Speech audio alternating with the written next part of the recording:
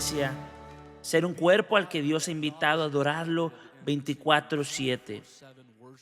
Primero, déjenme empezar con un saludo. Saludos a todos en Colorado Springs, aquí en Lone Tree, en Ciudad de México, en Ecuador, y a todos en línea.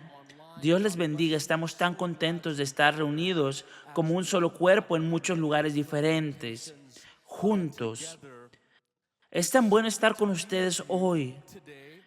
Iglesia, quiero hablarles hoy y contarles una historia de cuando tenía 14 años. Algunos de ustedes saben que tuve un encuentro con Cristo que fue revolucionario para mí. Crecí en una familia que servía a Dios, conocía a Dios y amaba a Dios. Y había tantos misioneros y gente del Señor pasando por la casa. Pasé mi adolescencia siempre cediendo mi cama a alguien de algún lugar.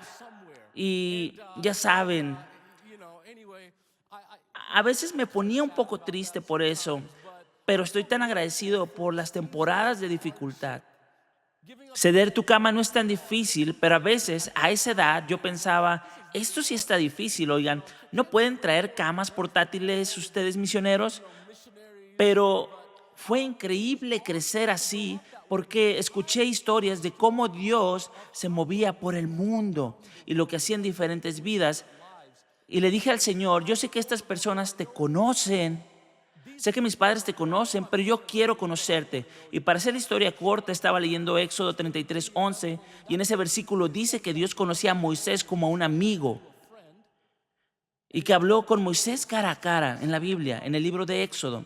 Y yo dije, Señor, me llamo Moisés, ¿también puedes hablarme así? Eso inició para mí una búsqueda de 2 años y luego Dios me encontró de una manera poderosa. Yo estaba en un cuarto oscuro, Él estaba en un cuarto iluminado y Él vino y yo estaba postrado ante el Señor. Solo 2 cosas de Él que hasta hoy me cautivan: su amor,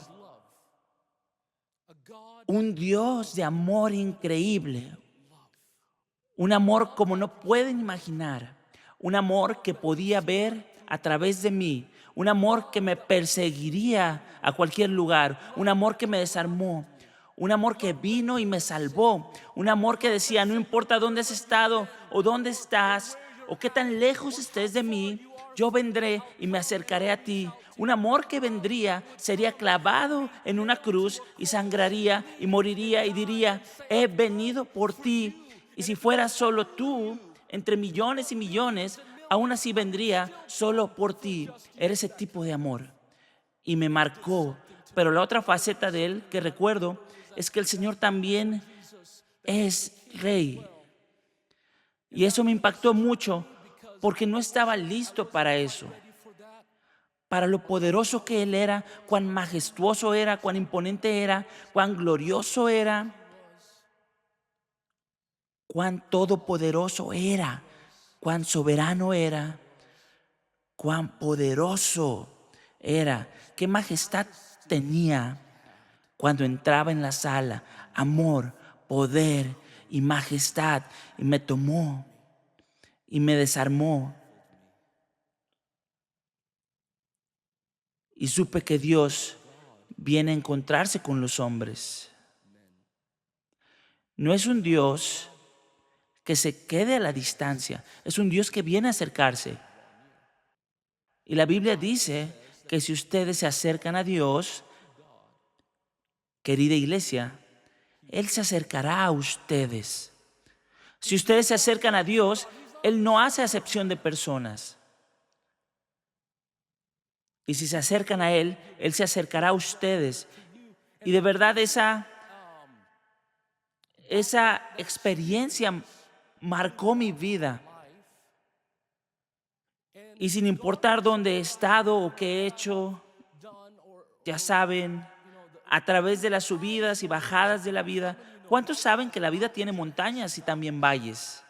A través de todo, esa experiencia ha sido un punto central al que vuelvo. Y recientemente, para mí, esta ha sido una temporada de reflexión. Y como ha sido una temporada de reflexión, esta mañana recibirán un mensaje reflexivo. Y en esta temporada de reflexión he estado diciéndole al Señor, Señor, no necesariamente quiero causar un gran impacto. No quiero ser un gran, ya saben, influencer. No quiero ser alguien que haga historia. No quiero hacer eso. Señor, de hecho, cuando el Señor primero me llamó a ir a hablar, a predicar y a hacer todo este tipo de cosas, yo no quería. Una de las grandes razones por las que no quería era porque tartamudeaba terriblemente. No podía decir ni mi propio nombre. Así que cuando el Señor me dijo que fuera y hablara, después de tener mi encuentro con Él, yo dije: Señor, sé que eres hermoso, maravilloso y majestuoso, pero por favor ve y busca a alguien más para hacer este trabajo por ti. No puedes, tienes que escoger a la persona más inadecuada para hacer esto, Señor. Y recuerdo, uno pensaría que el Señor simplemente me sanaría de inmediato. No lo hizo. Salía allá afuera y tartamudeaba los mensajes que el Señor me había llamado a decir. Y no quería hacerlo, pero aprendí que el mensaje y el que lo inspira era más importante que el mensajero.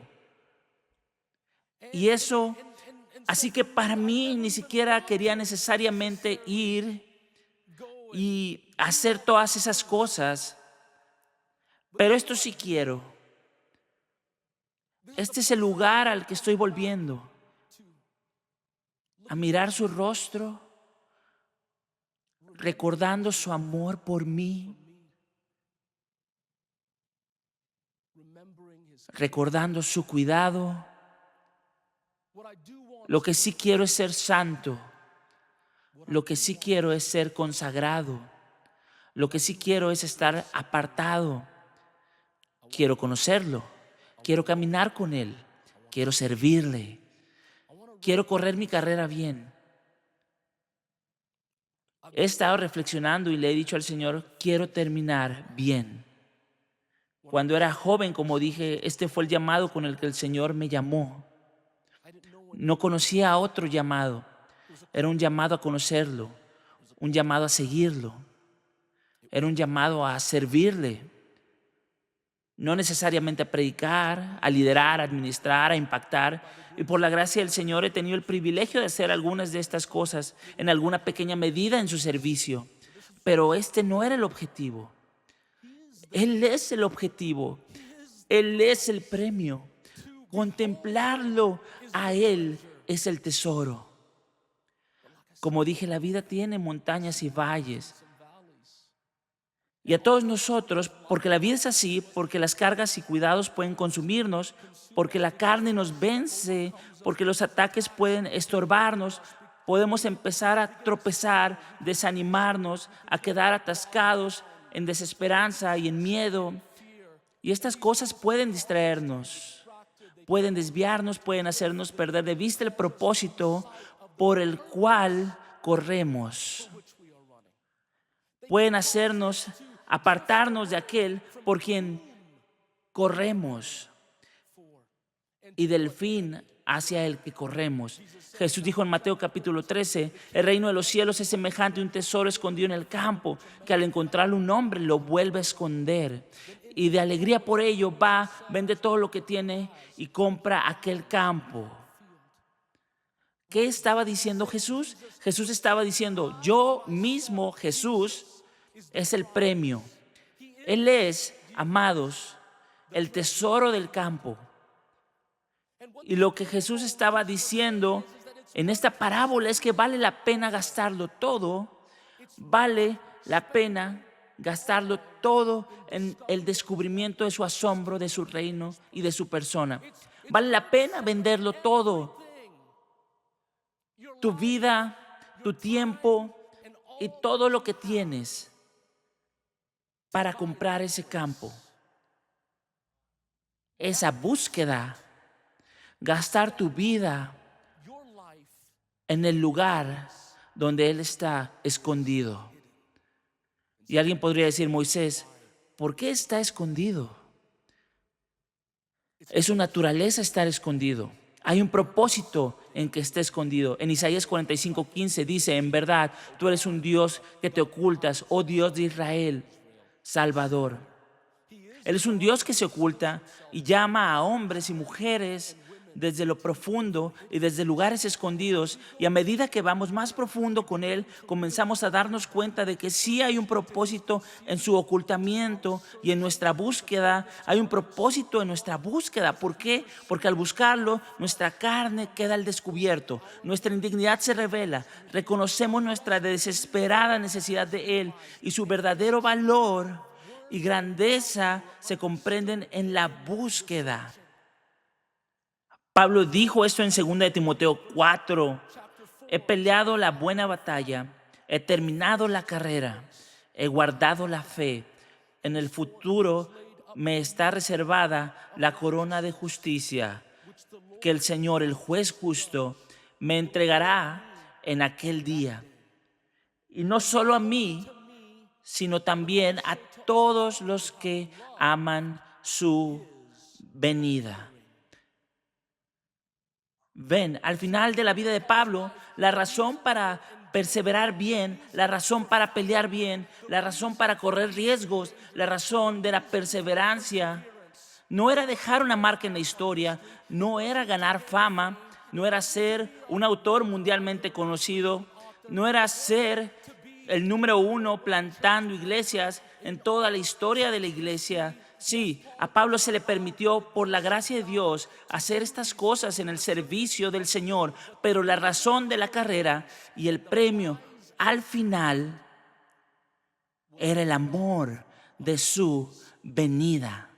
Que pudiera una vez más cruzar la mirada con el Señor que más lo ama, con el Señor que mejor lo ama, con el Señor que extendió su mano cuando Pablo estaba atacando y persiguiendo a los cristianos. Aún así, Cristo lo amó y lo buscó y dijo: por ti, Señor, y verte a ti es mi premio al final de todo.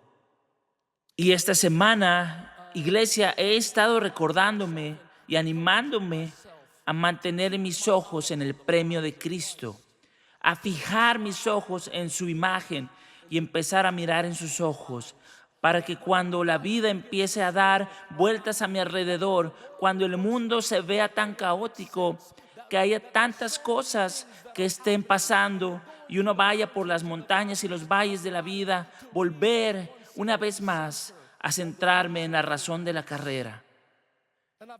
Y he estado mirando alrededor, incluso el embate del infierno contra los púlpitos en este tiempo reciente, contra los líderes en este tiempo, el embate del adversario contra los cristianos en nuestra generación.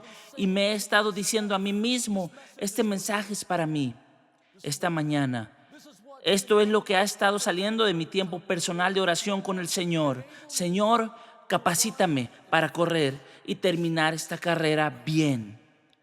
Y hoy quiero compartir 7 verdades que me he estado recordando, iglesia, y quiero compartirlas con ustedes. 7 verdades para decir: Señor, preserva mi corazón, el fuego de mi corazón, preserva mi amor por ti, ayúdame a mantenerme fijado en ti, preserva mi llamado para ti, ayúdame a no quedar descalificado de la carrera, que, como dijo Pablo en 1 Corintios 9, no sea que, habiendo predicado a otros, yo mismo sea descalificado. Presérvame, oh Señor, y permíteme correr esta carrera bien. El primer recordatorio que quiero compartir es recordar y recuperar nuestro enfoque en el propósito por el cual corremos, por quién corremos y hacia qué fin corremos. Si es por cualquier otra cosa que no sea el Señor Jesús, corremos mal y nuestra carrera es en vano. Para algunos de nosotros, para correr bien, tenemos que volver por un camino que ya hemos andado antes.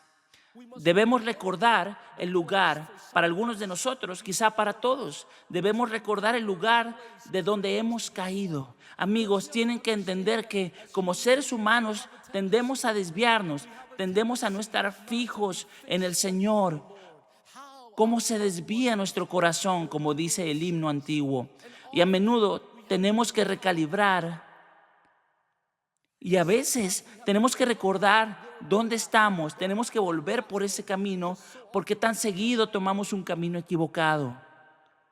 Y tenemos que volver al lugar de nuestro primer amor en el Señor. En Apocalipsis capítulo 2, versículo 4 al 6, Jesús estaba hablando a la iglesia de Éfeso. La iglesia de Éfeso fue una de las más grandes de la iglesia primitiva. 100,000 personas, según algunas estimaciones. Dicen que en números, en ofrendas, en toda métrica de éxito eclesial que puedas imaginar, eran la iglesia del momento.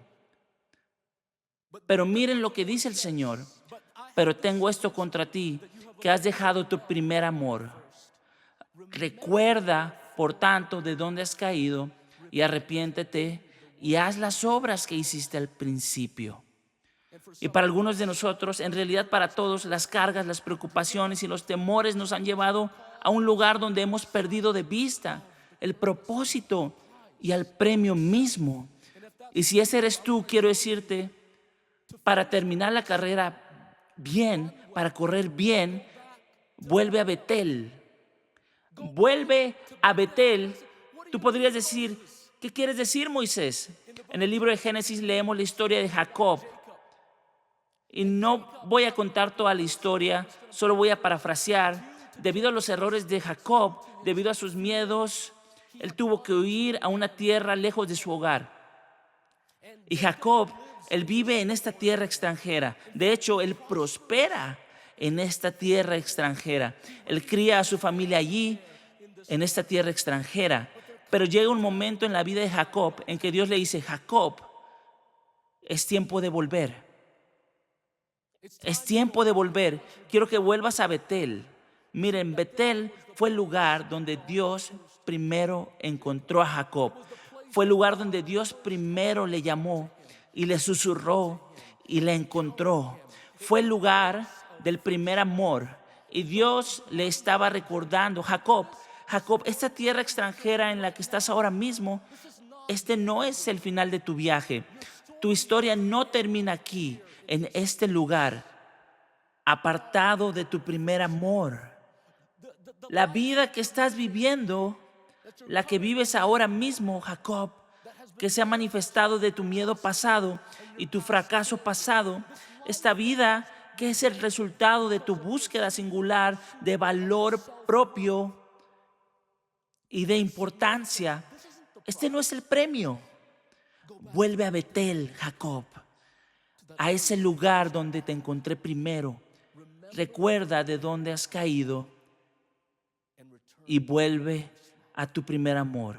Iglesia, si vamos a correr bien, terminar bien, debemos recordar de dónde hemos caído y volver a Betel. Número 2, debemos recordar los testimonios y las promesas del Señor. En Deuteronomio capítulo 4, verso 7 y verso 9, Moisés dice, ¿qué nación grande hay que tenga dioses cerca de ella, como lo está de nosotros el Señor nuestro Dios cada vez que lo invocamos? Por tanto, guárdate y guarda tu alma con diligencia para que no te olvides de las cosas que tus ojos han visto, ni las aparten de sus corazones mientras vivan. Cuéntenselas a sus hijos y a sus nietos. El Señor estaba diciendo, recuerden. Y es la tendencia del corazón humano olvidar lo que el Señor ha hecho. Iglesia, ¿recuerdan lo que el Señor ha hecho por ustedes? ¿Lo guardan en su corazón? ¿Lo resguardan? ¿Se lo cuentan a sus hijos? ¿Se acuerdan? ¿Pueden recordar las veces cuando estaban solos y Él vino a ustedes? Cuando estaban quebrados y todos se habían ido, pero Él permaneció. Hay un joven, Shane, en nuestro campus de Colorado Springs. Shane se bautiza hoy. Podemos dar un gran aplauso a Shane. Te amamos, Shane. Ayer en la mañana tomé café con Shane. Se suponía que Shane quedaría en estado vegetativo. Se suponía que nunca se levantaría de la cama. Se suponía que nunca tendría una vida. Se suponía que nunca caminaría. Se suponía que nunca hablaría. Sus circunstancias y lo que estaba viviendo en su cuerpo significaban que no debería haber gozo en su vida. Ayer, mientras me sentaba frente a Shane, vivo, respirando, hablándome de la palabra de Dios con una sonrisa en el rostro, glorificando a Dios, exaltándolo, contando la bondad de Dios y su misericordia y su testimonio en su vida. Yo dije, Dios, gracias por lo que estás haciendo en su vida. Qué testimonio tan poderoso estás contando y lo que Dios aún va a hacer a través de ti. Lo que se suponía que debía ser desechado. Ese es un testimonio de lo que Dios va a hacer. ¿Recuerdan el testimonio de lo que estaba muerto y Dios volvió a dar vida? Yo tengo esos testimonios. ¿Y ustedes tienen un testimonio de cuando estaban ciegos y Jesús vino y pudieron ver de nuevo? ¿Tienen un testimonio de cuando estaban en el pozo del infierno y Dios vino y los rescató de ese lugar? Yo tengo ese testimonio. Iglesia, recuerden los testimonios del Señor y nunca los olviden. Recuerden sus promesas para ustedes. En el Salmo 145 dice, fiel es el Señor a su palabra y santo en todas sus obras. ¿Han atesorado las promesas del Señor? Iglesia, quiero decirles, el hombre no vive solo de pan, sino de toda palabra que sale de la boca del Señor. Y en las temporadas de montes y valles, en el torbellino, en el caos, en los ataques y disturbios, los lugares donde voy y me escondo, son sus promesas, promesas de que nunca me dejará ni me abandonará, que será un amigo más cercano que un hermano, que echará fuera mi pecado tan lejos como está el oriente del occidente. Porque si el enemigo hiciera lo que quiere conmigo, habría mucho que podría decir para acusarme. Pero la sangre y la cruz del Señor Jesucristo son una promesa en mi vida que me ha redimido de las tinieblas y me trajo a la vida. Y si no fuera por la bondad de su misericordia y su gracia hacia mí y su sangre derramada por mí y la promesa de salvación, ¿dónde estaría, oh Señor? Que ni lo alto ni lo profundo, ni principados ni potestades de tinieblas, ni nada puede separarme del amor de Dios. Tales son las promesas del Señor. ¿Cuáles son las promesas que el Señor les ha dado sobre su matrimonio, sobre sus hijos, sobre su vida? Estas deben recordarse y valorarse junto con los testimonios de Dios. Y en un mundo que cambia, cuando soplan los vientos y viene la tormenta, estas son las cosas que nos ayudarán a permanecer, prevalecer y resistir la carrera bien. Si vamos a mantener los ojos en el premio, debemos recordar la fidelidad de Dios en el pasado y ser guiados por sus palabras para nuestro futuro. Número 3, debemos permanecer en un lugar de dependencia. Está la historia en 2 de Crónicas, capítulo 14, la historia del rey Asa. Es un rey de Judá y al principio de su reinado, justo cuando llega a ser un rey, hay un ejército de 1,000,000 de hombres. Dice Sera, el etíope, con un ejército de 1,000,000 de hombres contra el rey Asa. El rey Asa, que era del linaje de David, que era un hombre que se había entregado a Dios. Un ejército de 1,300,000 carros. Solo porque su vida esté consagrada a Dios, no significa que no habrá ataques abrumadores contra ustedes. De hecho, el día que deciden decir, voy a seguir al Señor, voy a consagrar mi vida al Señor, voy a honrar mi matrimonio, me voy a integrar a la iglesia y voy a empezar a caminar con el Señor de nuevo, ese día déjenme decirles lo que podría pasarles. Un ejército de 1 millón de hombres y 300 carros, y vino hasta Maresa, y Asa salió a su encuentro, y se pusieron en orden de batalla en el valle de Cefata. Esas no son las formas correctas de decir eso. El pastor Shane, el pastor principal aquí, es un maestro de la Biblia increíble y lo corregirá después. Entonces Asa invocó al Señor su Dios y dijo: Señor, no hay nadie más que tú para ayudar en la batalla entre el poderoso y los que no tienen fuerza. No sé si ustedes se creen fuertes o débiles, pero solo hay un nombre dado bajo el cielo por el cual podemos ser salvos: el nombre del Señor Jesús. Él dijo: Señor, no hay nadie más que tú para ayudar en la batalla entre el poderoso y los que no tienen fuerza. Ayúdanos, oh Señor Dios nuestro, porque en ti nos apoyamos. ¿Dónde estaba la confianza de Asa? En el Señor y en tu nombre. ¿En nombre de quién vino? ¿En el nombre de Asa? No. En el nombre del Señor hemos venido contra esta multitud. Quiero destacar esto. ¿Dónde está la confianza de Asa? ¿Y en nombre de quién sale a la batalla? Oh Señor, tú eres nuestro Dios, no permitas que hombre alguno prevalezca contra ti. Y el Señor derrotó a los etíopes delante de Asa y delante de Judá, y los etíopes huyeron, y Asa y el pueblo que estaba con él los persiguieron hasta Gerar, y cayeron tantos etíopes que no pudieron rehacerse, porque fueron destrozados delante del Señor y delante de su ejército. Fue una victoria poderosa que Asa experimentó. Sin embargo, en los años posteriores, cuando leen sobre el rey Asa, en el año 36 del reinado de Asa, Baasa, rey de Israel, vino contra Judá. Muchos años habían pasado, más de 30. Sin embargo, Asa reacciona de manera muy diferente. Cuando el rey de Israel estaba en guerra contra Judá, el reino del sur, cuando el rey Asa oye del rey Baasa que viene, en 2 Crónicas 16, dice que entonces sacó Asa la plata y el oro de los tesoros de la casa de Jehová. Tomó el premio de la casa del Señor y de la casa real y envió a Ben-Hadad, rey de Siria.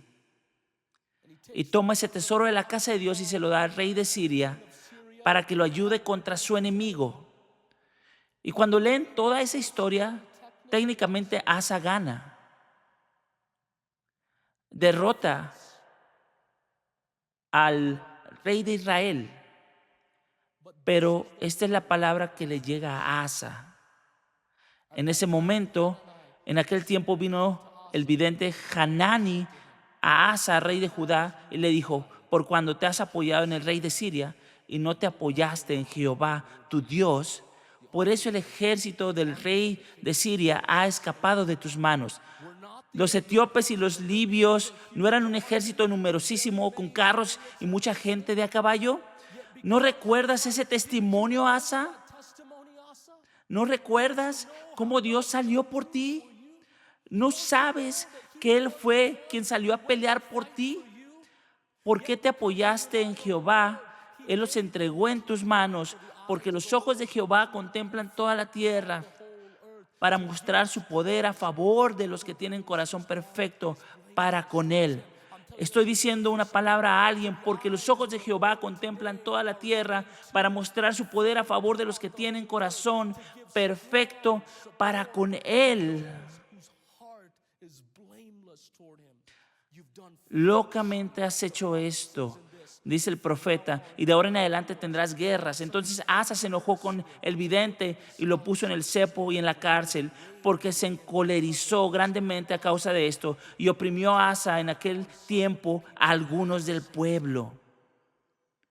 Asa, que antes había confiado en el Señor, Asa, que había peleado bajo el estandarte y el nombre del Señor, ¿qué pasó en su vida? ¿Qué provocó este cambio? ¿Qué lo llevó a entregar el tesoro y el premio?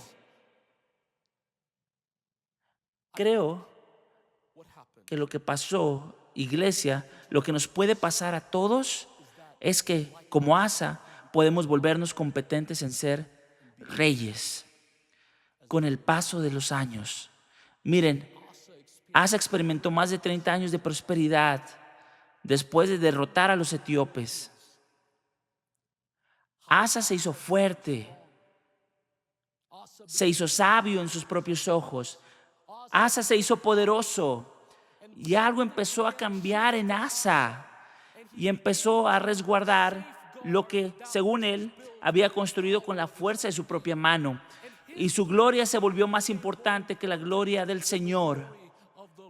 Y su confianza se movió del Dios del cielo, porque cuando era débil, eso era todo lo que Asa tenía. Cuando era tartamudo y era sencillo, eso era todo lo que Asa tenía.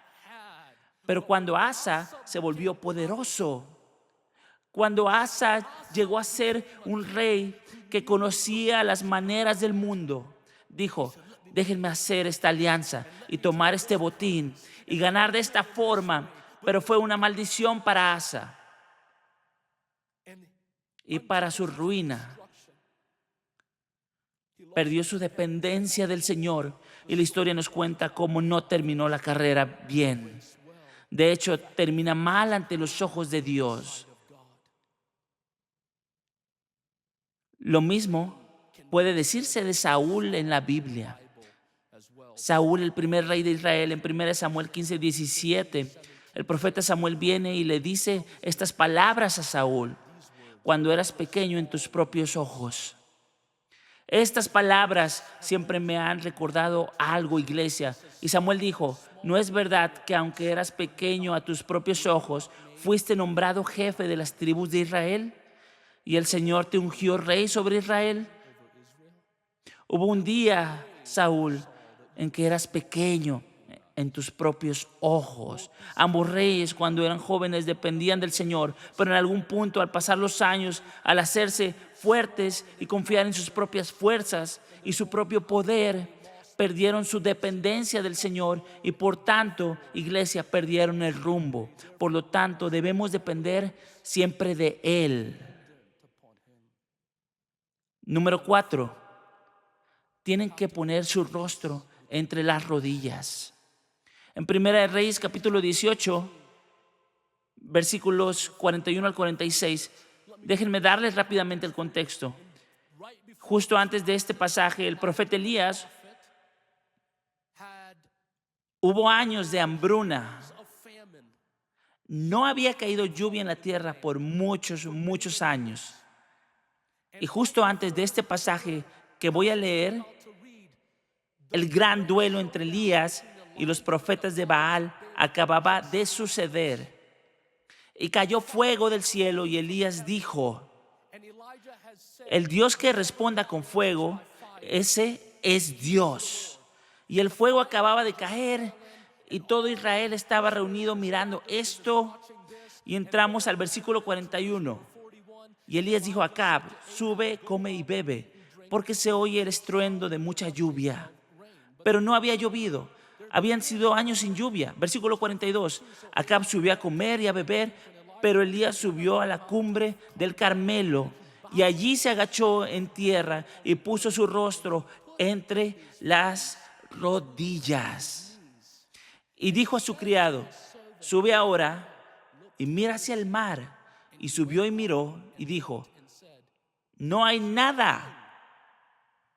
Acabas de decirle a Acab: ve, oigo el estruendo de mucha lluvia. Acabas de decirle eso al rey Acab. Y él está allí y le dice a su siervo: sube y mira. El siervo viene, no hay nada. Él dijo: vuelve a ir 7 veces. 7 veces. Y sucedió que la 7ª vez él dijo: he aquí una nube tan pequeña como la mano de un hombre sube del mar. Iglesia, a veces tenemos que saber Y Dios nos ha llamado a ser un pueblo que pone su cabeza entre las rodillas, a no movernos por lo natural y lo que vemos, sino a tener una perspectiva del cielo. ¿Qué significa eso? ¿Cómo tenemos una perspectiva del cielo? Estamos llamados a andar en el Espíritu. Estamos llamados a prepararnos sobre la palabra de Dios. Somos llamados a ser un pueblo que practica la oración. Debemos ser un pueblo que camina por fe y no por vista. 7 veces. La primera vez no pasó nada. El segundo año, Señor, no pasó nada. El tercer año de mi matrimonio, yo sé que tú prometiste, Señor, pero todo está hecho pedazos ahora mismo.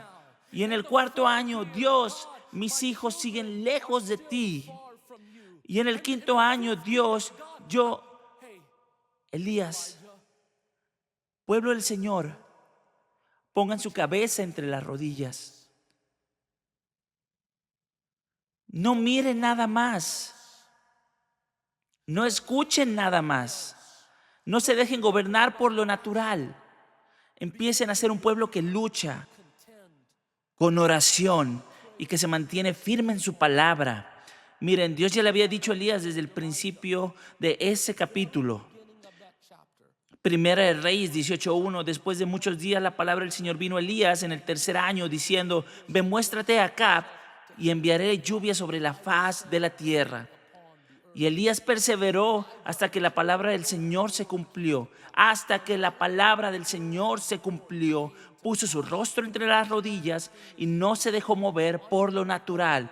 Él se rehusó a siquiera mirar, iglesia, lo que estaba a su alrededor, para no desanimarse ni distraerse. Más bien escondió sus ojos entre las rodillas.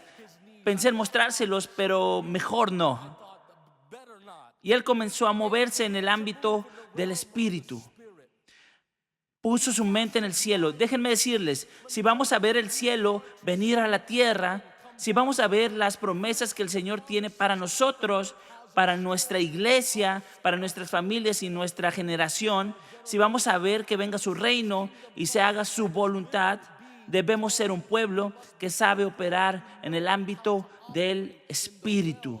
Debemos poder percibir y tener la mente puesta en tales cosas. El pastor Shane ya dio una enseñanza maravillosa sobre caminar en el Espíritu, así que no profundizaré mucho en esto, pero les animo a explorar que no somos solo seres naturales. Tenemos la capacidad de conectarnos con el mundo del Espíritu, de andar en el Espíritu, de permanecer en el Espíritu. Y lo que vio en el cielo comenzó a orarlo. Lo que oyó en la palabra de Dios comenzó a hablarlo. Y justo ahí ven una postura que él tiene, con la cabeza entre las rodillas. Y esa es una postura crítica que acelera e invita un avance del cielo. Un hombre o una mujer que camina en el Espíritu, se afirma en la palabra de Dios y pelea en oración, verán romperse la hambruna, verán venir la lluvia, verán a la gente que se posiciona de esa manera. El cielo comienza a descender y la mano de Dios estará sobre tales hombres y tales mujeres, porque el poder de Dios se derrama sobre ese tipo de posturas. ¿Qué postura? Permanecer en su Espíritu. Caminar en su Espíritu, sin moverse por lo natural, parados en la palabra de Dios y empezando a luchar en oración. Número 5. Ciñe los lomos de tu mente y anímate en el Señor. Hay un momento en la vida de David, en 1 Samuel capítulo 30, dice que David se angustió mucho porque el pueblo hablaba de apedrearlo, pues todo el pueblo estaba en amargura de alma, cada uno por sus hijos y por sus hijas. Mas David se fortaleció en Jehová su Dios. Déjame decirles qué estaba pasando en este pasaje en particular. David en este momento está en uno de los puntos más bajos de su vida. Es un desterrado huyendo de Saúl, porque Saúl se había desviado al mal. Perseguía a David y buscaba quitarle la vida. Y David en ese tiempo estaba en una ciudad llamada Siclac, había salido con sus hombres de Siclac para hacer una incursión, pero un enemigo vino, quemó la ciudad y se llevó las esposas e hijos que tenían, y por eso él estaba muy angustiado. Y los que estaban con él, sus hombres que habían estado con él en todo el viaje, estaban pensando en levantarse contra él. Déjenme decirles, David era un hombre que tenía gran lealtad de la gente. Hay una historia que me encanta acerca de David. Hay un momento en que David está sentado, reflexionando y dice: ¿cómo me gustaría beber agua de ese lugar? ¿Y saben qué hicieron los hombres valientes de David? 3 de ellos, ese lugar del que quería agua era un territorio en manos del enemigo.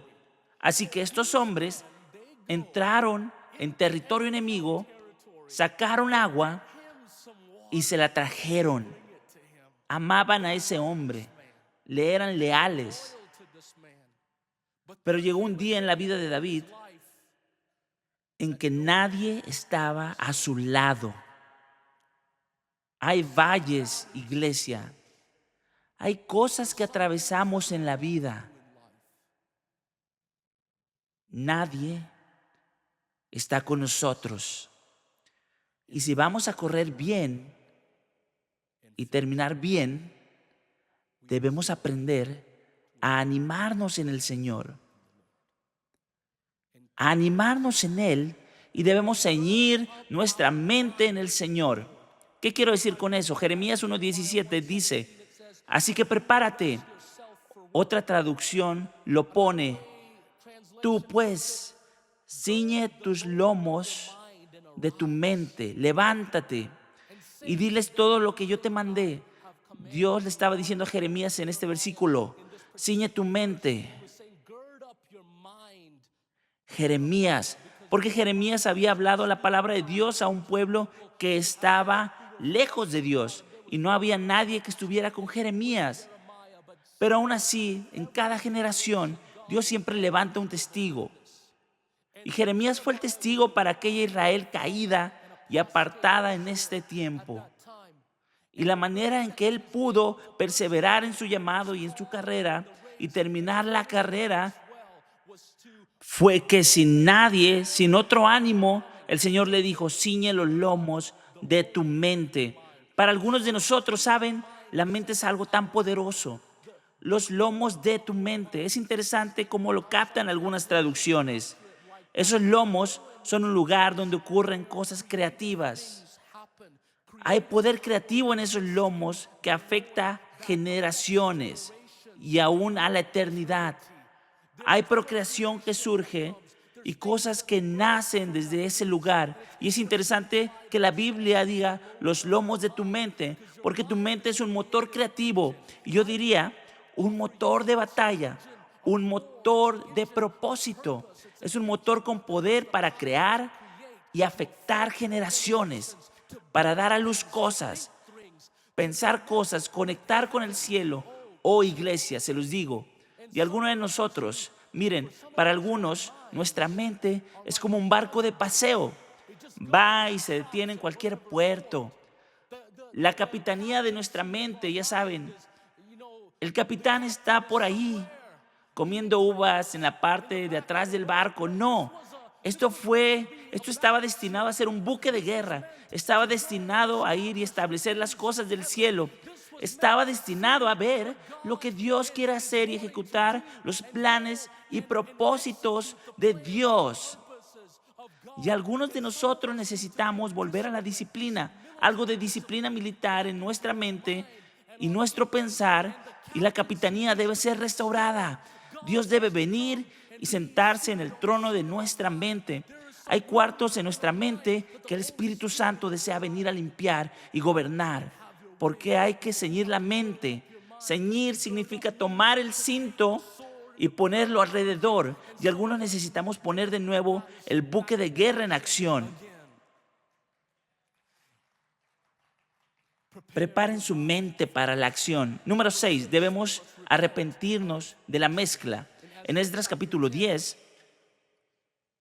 Y Secanías, hijo de Jehiel, uno de los hijos de Elam, respondió y dijo a Esdras: hemos sido infieles a nuestro Dios y nos hemos casado con mujeres extranjeras de los pueblos de esta tierra, pero todavía hay esperanza para Israel. A pesar de esto, hagamos ahora un pacto con nuestro Dios de despedir a todas las mujeres y a sus hijos conforme al consejo de mi Señor y de los que tiemblan ante el mandamiento de nuestro Dios y que se ha hecho conforme a la ley. Permíteme explicar este pasaje rápidamente. Entonces, en este pasaje de la escritura de Esdras, el pueblo de Israel, que había estado exiliado en Babilonia y luego en lo que fue el imperio persa, regresó del exilio y eran generaciones las que habían vuelto. Pero también habían tomado mujeres extranjeras y las habían traído con ellos. Y en este versículo Dios confronta ese asunto porque el mandamiento del Señor era no unirse en matrimonio con extranjeras. Y quiero decirles, no eran personas que no buscaran el corazón de Dios. Estas personas, en este capítulo de Esdras, dejaron su comodidad. Habían pasado una generación edificando el muro de Dios y reconstruyendo el templo de Dios. Tenían un corazón para Dios. Iban en un camino de avivamiento y reforma en su nación. No eran un pueblo apartado. Estaban buscando a Dios. Pero aún permanecía la mezcla por medio de fuentes cercanas, ajenas a Dios, a su corazón y a su palabra. Estos vínculos extranjeros se habían vuelto tan íntimos, tan cotidianos y familiares, con lazos de cultura y lenguaje que abrían la puerta a la idolatría, y la gente a su alrededor servía como un portal. No era, como dije, la gente en sí, sino la postura de sus corazones la que abría la puerta para que el adversario evitara que el pueblo del Señor alcance el premio. Y esto aflige al Señor, esta historia y lo que pasaba en ellos. Porque, iglesia, quiero decirles esto: si ustedes no tratan ciertas cosas, esos pequeños dragones los terminarán destruyendo y los descalificarán de la carrera. Estamos llamados a acabar con los dragones pequeños. Recuerdo una historia, creo que ya la compartí, pero quiero traerla aquí en el contexto de este mensaje. Recuerdo la historia de un pastor que contaba que nunca le gustaba ir a cortarse el cabello. Ya saben, había que arrastrarlo. Dejaba que el pelo se pusiera descuidado y largo hasta que su esposa le decía: más vale que te lo cortes. Y por fin ese era el incentivo para ir a cortarse el cabello. Un día fue y le estaban cortando el cabello y había una joven muy atractiva. Ella le cortaba el cabello y le contaba chistes y tuvieron una gran conversación y no pasó nada malo, nada indebido. Y volvió a casa y se encontró preguntándose cuándo su esposa le diría otra vez que fuera a cortarse el cabello. Y fue de nuevo y disfrutó mucho la experiencia y pidió que la atendiera la misma señorita joven y no pasó nada malo y volvió otra vez. Pero luego empezó a ver, al discernir su propio corazón, a reflexionar que él sabía que no había nada malo, pero era un pequeño dragón. Eran los primeros pasos hacia algo que no estaba bien. Era un portal para que el adversario maniobrara. Tenía un lenguaje y una cultura que estaban un poco fuera de lugar. Y amigos, quiero decirles, si no cortan esos dragones en su infancia, esos dragones crecen y un día vendrán a destruirlos y a su familia y su llamado y su casa. Si permanecen en ustedes, los descalificarán de la carrera. Miren, Dios a menudo nos llama aun cuando tenemos dragones pequeños. Todos los tenemos, pero tenemos que tratar con ellos. En Éxodo capítulo 4, y el Señor dijo a Moisés: cuando vuelvas a Egipto, mira que hagas delante de Faraón todas las maravillas que he puesto en tu mano. Pero yo endureceré su corazón, de modo que no dejará ir al pueblo. Entonces dirás a Faraón: así dice el Señor, Israel es mi hijo, mi primogénito, y te he dicho, deja ir a mi hijo para que me sirva. Pero te has negado a dejarlo ir. He aquí, mataré a tu hijo, a tu primogénito. ¿Qué estaba pasando aquí? Dios acababa de encontrarse con Moisés en el capítulo anterior y le estaba diciendo: Moisés, te he llamado de príncipe a pastor, ahora a ser mi siervo, que será un libertador para el pueblo de Israel, que he llamado tan poderoso. Y Moisés, mi poder estará sobre ti. Voy a hablar por medio de ti y voy a derribar el poder del faraón a través de tu vida. Escuchen el siguiente versículo que Dios dice. Y aconteció que en una parada en el camino el Señor salió al encuentro y quiso matarlo. Hablando de Moisés. Señor, acabas de decir que me vas a usar. Me acabas de llamar. Acabo de estar en medio de tu presencia. Acabas de decir todo lo que va a pasar. Y luego, en una posada en el camino, el Señor le salió al encuentro y quiso matarlo. ¿Qué? Entonces Séfora tomó un pedernal, cortó el prepucio de su hijo y lo echó a los pies de Moisés y dijo: tú eres ciertamente un esposo de sangre para mí. Y Dios lo dejó. Ella había dicho entonces: eres esposo de sangre a causa de la circuncisión. Ven, había cosas en la vida de Moisés que estaban incircuncisas. Eran dragones pequeños. El Señor le señalaba eso y aún así lo llamó, aunque esos dragones andaban sueltos. Pero le estaba diciendo que si no trabajaba con esos pequeños dragones, Moisés, serás descalificado para caminar en las cosas que el Señor tiene para nosotros. Iglesia, tenemos que acabar con los dragones pequeños. Y la manera es abordarlos cuando son pequeños. Y la manera es permaneciendo en el Espíritu. De nuevo, no quiero entrar de lleno en esta parte del mensaje. El pastor Shane ha estado enseñando sobre esto. Para no hacer los deseos de la carne, ¿cómo lo hacemos? Lo hacemos permaneciendo en el Espíritu. Número 7, por último, el Señor nos ha llamado a esperar en Él. Si hemos de correr bien esta carrera, resistir bien y terminar bien y mantener los ojos en el premio, hay una espera que debe suceder. En Isaías 40 dice: pero los que esperan en el Señor, ahora no sé ustedes, pero a mí no me gusta esperar para nada. Es difícil esperar. Pero amigos, quiero decirles, hay un propósito en la espera, hay un proceso en la espera. Y algunos de ustedes han estado esperando. La primera vez dijeron: Señor, he tenido mi cabeza entre las rodillas y sigo esperando. Sigo esperando la primera, la segunda y la tercera vez. Y quiero cerrar con esta historia. Hace muchos años, el Señor le mostró a alguien una visión. Y durante nuestro servicio del Espíritu Santo el miércoles pasado en la iglesia de Colorado Springs, el Señor me recordó esta visión. Una visión que alguien había tenido de una copa. Era una copa hermosa de oro que el Señor había dado. Representaba las promesas de Dios, la fidelidad del Señor, cosas que Dios pretendía hacer. Y gota tras gota tras gota caía en esa copa.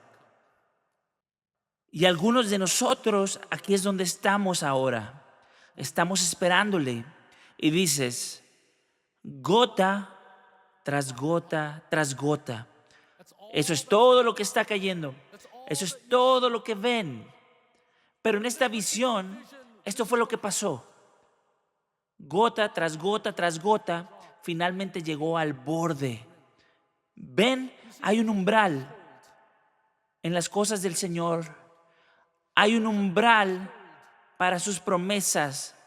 Hay un umbral que a veces está ahí en tu búsqueda.